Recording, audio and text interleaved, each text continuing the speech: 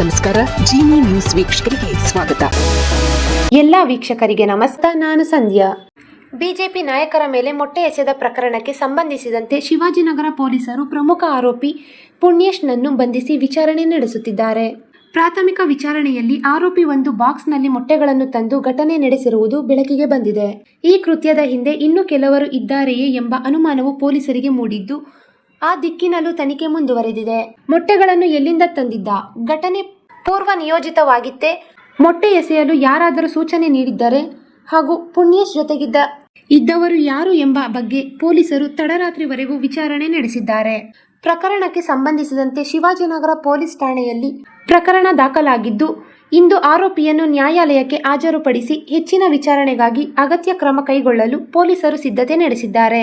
Neat ಪ್ರಶ್ನೆ ಪತ್ರಿಕೆ ಸೋರಿಕೆ ಖಂಡಿಸಿ ಕಾಂಗ್ರೆಸ್ ಕಾರ್ಯಕರ್ತರು ನಿನ್ನೆ ಬಿಜೆಪಿ ಕಚೇರಿ ಮುಂದೆ ಪ್ರತಿಭಟನೆ ನಡೆಸಿದ್ದರು. ಪ್ರತಿಯಾಗಿ ಬಿಜೆಪಿ ನಾಯಕರು ಕಾಂಗ್ರೆಸ್ ಕಚೇರಿಗೆ ಮುತ್ತಿಗೆ ಹಾಕಲು ಮುಂದಾಗಿದ್ದರು ಎನ್ನಲಾಗಿದೆ. ಹರಿಹರ ಬಿಜೆಪಿ ಶಾಸಕ ಬಿಪಿ ಹರೀಶ್ ಅವರಿಗೆ ಪ್ರತಿಭಟನೆ ನಡೆಯುತ್ತಿದ್ದ ಪ್ರತಿಭಟನಾ ಸ್ಥಳದ ಲೊಕೇಶನ್ನನ್ನು ಕಳುಹಿಸಲಾಗಿತ್ತು. ಕ್ವೀನ್ಸ್ ರೋಡ್ ಬಳಿ ಕಾರಿನಿಂದ ಇಳಿದ ತಕ್ಷಣ ಅಲ್ಲಿದ್ದ ಕೆಲ ಕಾಂಗ್ರೆಸ್ ಕಾರ್ಯಕರ್ತರು ಅವರ ಮೇಲೆ ಮೊಟ್ಟೆ ಎಸೆದು ಹಲ್ಲೆ ನಡೆಸಿದ್ದಾರೆ ಎಂದು ಆರೋಪಿಸಲಾಗಿದೆ. ಪೊಲೀಸರು ತಕ್ಷಣ ಮಧ್ಯಪ್ರವೇಶಿಸಿ ಶಾಸಕರನ್ನು ಸುರಕ್ಷಿತವಾಗಿ ಕರೆದೊಯ್ದಿದ್ದಾರೆ. ಈ ದಿನದ ನಿರಂತರ ಸುದ್ದಿಗಳಿಗಾಗಿ ವೀಕ್ಷಿಸುತ್ತಿರಿ ಜೀನಿ ನ್ಯೂಸ್. ನಮಸ್ಕಾರ.